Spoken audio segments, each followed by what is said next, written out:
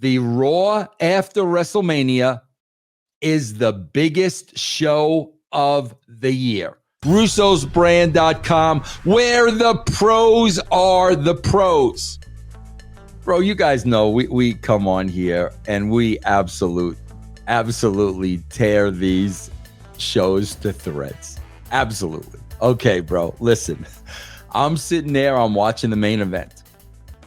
And here's my first thing, like, okay, bro, like, they've kind of made this a big event feel. Right, Stevie? Like, that was the first thing I was feeling. Bro, through all this is the first time I can remember in a long time where this is a big match. You agree with that, Stevie? Before the bell even rang, this, for the first time in years, felt like a big event match. Yeah, agreed. Okay, whatever they did, it worked. Then, bro, you know, we're having the match. Stevie, here's the one thing. They always got to throw something in there that makes no sense. Otherwise, it wouldn't be it wouldn't be the WWE. So, of course, Stevie, here's the huge hole. Here's the huge hole, Stevie, which would have been so easy for them to cover, okay? The huge hole is, bro, they kill themselves before, the night before, to get the bloodline rules, right? Then Stevie Roman comes out by himself. What? Wait a minute, bro. You guys won the war. It's bloodline rules. Why aren't the bloodline coming out with freaking Roman from the get-go, bro, to kill Cody? Because, bro, they know in their minds how they want to stack the match, Stevie. But you got to explain why the bloodline isn't coming out at the top. Bro, all they had to do, Stevie, which gets Roman over as a heel, interview Roman. All Roman's got to say is, yeah, bro, me and The Rock, we killed it last night. We won the advantage. Guess what? I don't need the advantage. I told those guys to stay in the back. Then, of course, as a heel, Stevie, when he starts getting in trouble, here comes Jimmy. But for him to come out alone after they won bloodline rules, Stevie, if the WWE doesn't do something like that, that's the old creative liberty. But Stevie, how hard is it to fill those freaking holes, bro? Come on, man. Well, there's tons of holes you can fill very, very easily and then stay with that. And I don't know why they don't have any quality control people. You just mentioned Bobby Roode. Why nobody has this spot where you can get all your egos out of the way, and this one person, or maybe more than one, looks at everything and says, we need this here. Not tearing them apart, not canceling segments, but filling in the holes to see, hey, we need a quick pre-tape in here. Maybe we can just cut like 3 minutes off of the 26-minute entrance here. Right, exactly. We'll be good to go. Yeah. So now it's got the big ring, big match feel. Okay, so now they're having a match. Now, bro, they start stacking that match to the finish. And bro, by the time it was Taker, I was sitting there and I felt like a holy shit moment. Like the way they stacked that, bro, with Cena, Rock, Taker, to perfection. By the time, the crossroads 3 times on Roman, holy shit. I mean, bro, the accolades I give everybody. I can't say enough. Stevie, I went as far as to say, bro, in my career, I don't think I ever booked anything as good as that finish was. I have no problem saying that. And bro, Cody winning and all that shit, by the time that was over, I'm sitting there and I'm like, bro, they got me. They freaking got me. I mean, Cody plucked on my emotion strings. Now I'm watching this celebration in the ring. They got me. I'm not ashamed to say that. I'm embarrassed because now Ben and Stevie are going to see, look at Vince putting this shit over. I had to publicly put it over. It was executed to the T, and I want to make sure I put that shit over. But, Stevie, there was one thing that I said. Guys, better than anything I've ever done in my career. But let's make one thing perfectly straight. And I'm telling you this as the writer, the producer for many, many years. The Raw after WrestleMania is the biggest show of the year. When we were writing, bro, the Monday after WrestleMania was bigger than WrestleMania. That was the show. Why? Because you know you're going to get a mass audience tuning in after all. You're going to get one shot, bro, and you got to hook those people. You got to hook those people, bro, to bring them back the next week. Otherwise, you're going to be right back where you started. So, guys, bravo. You guys outdid yourself. I will put it over to the moon. Tomorrow night is what really counts. And Stevie, like they've done year after year after year after year, they completely drop the ball on freaking Raw. And I'm trying to figure this out in my head, bro, because you know, Stevie, you've been there.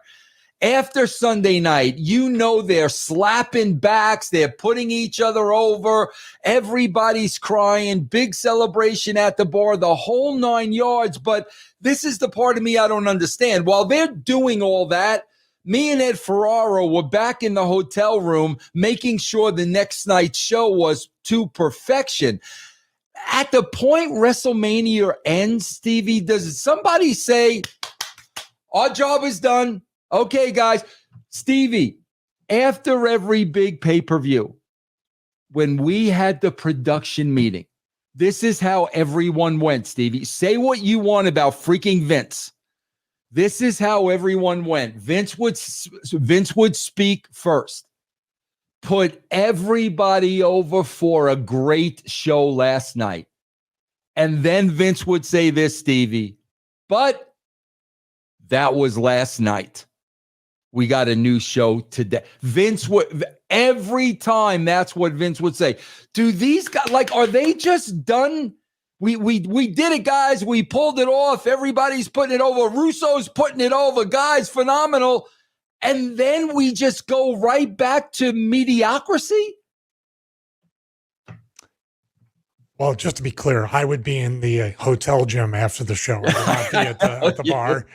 And yeah, I remember those meetings too. I sat in on one year when Patel was allowed to, and that's verbatim Vince. And I like that. I like that. I mean, it was measured. It wasn't like, hey, great time. We can celebrate for a few minutes, but man, the work begins again and never stops. Yep, and he absolutely. Didn't mean, he wasn't trying to. Vince was very measured and very good about giving you the pat on the back and making you feel good, but also motivating you in the same vein. Let's get this going too. Yep. Come on, let's take the momentum. I don't know what they're doing. I think in a lot of ways, maybe they did celebrate too much. Maybe they just thought now we're on autopilot. Maybe they just think everything's just over because they're making money hand over fist.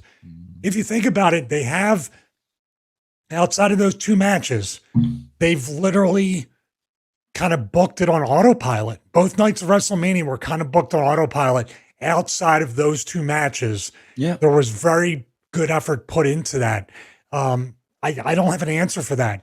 The ratings are going to tell. What if the ratings off of this, which basically this, I said it on the on my Patreon site, I said the finish of night 2 was possibly the best ending of all of every WrestleMania. I agree.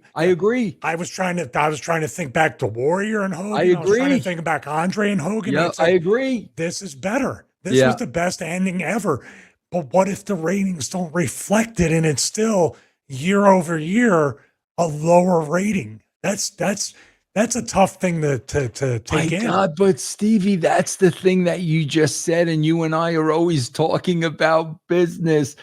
Bro, they are making so much freaking money. There's no motivator. There's no motivator to make these shows. His motivation after so much money, right? Yeah, man, that's what it is. There's no motivation to make these shows better on a weekly basis. None. I swear to God, Stevie, did you watch last night's show? Yes. I swear to God, bro, I honestly felt this way. And again, I speak for the casual fans. That first segment, Stevie, was 45 minutes. When Rock literally said, I'm going away now, guess what, bro? So are the rest of the casual fans. And especially with the show you followed that up with. Stevie, we go from that to an NXT freaking talent?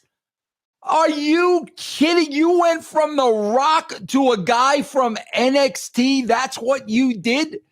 And Stevie, here's the proof in the pudding. Stevie, for years and years and years after WrestleMania, bro, the Monday after WrestleMania, they always have new NXT talent. I believe last night it was Shayna Baszler. I don't even remember her name. What's Shayna Baszler's partner's name? That was Zoe Stark. I think it was her last year. They do it every year, and those people never get over. And they continue to do it. So it was like, man, bro, The Rock said, I'm going away for a while. And looking at this show, whatever audience The Rock drew back in, do you think anything hooked them, Stevie? No, I don't understand why he had to say I'm going away for a while. I agree. That's the weirdest thing. Let him go away, but don't tell people I'm going away for a while, because now everybody's like, well, he's probably going to come back right before SummerSlam, so I just tune out till around June or July. I'll be okay. Yeah. Yeah, it was very odd. And that thing with him and Cody. With the belts? It was very awkward, I mean, you want to talk about padding time and stretching time. I was like, this is Cody's first appearance as champion, and he's letting The Rock put the belt, let him touch it was so strange in a lot of ways. It was very, very, very, very awkward. I watched it twice thinking, did I just doze off and miss something? I don't understand what they're doing. Bro, here's something I want to throw out there, and I want to...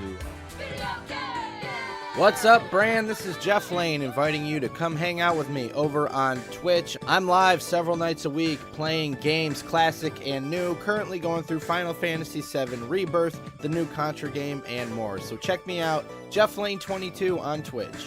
Pick up Mike Durbin's Conan action figure, bro. Look how beautiful this thing is. I freaking love the packaging, man. Look at this. MikeDurbin.com, guys. Help Mike out, man. This is a beautiful action figure, bro. Beautiful. MikeDurbin.com.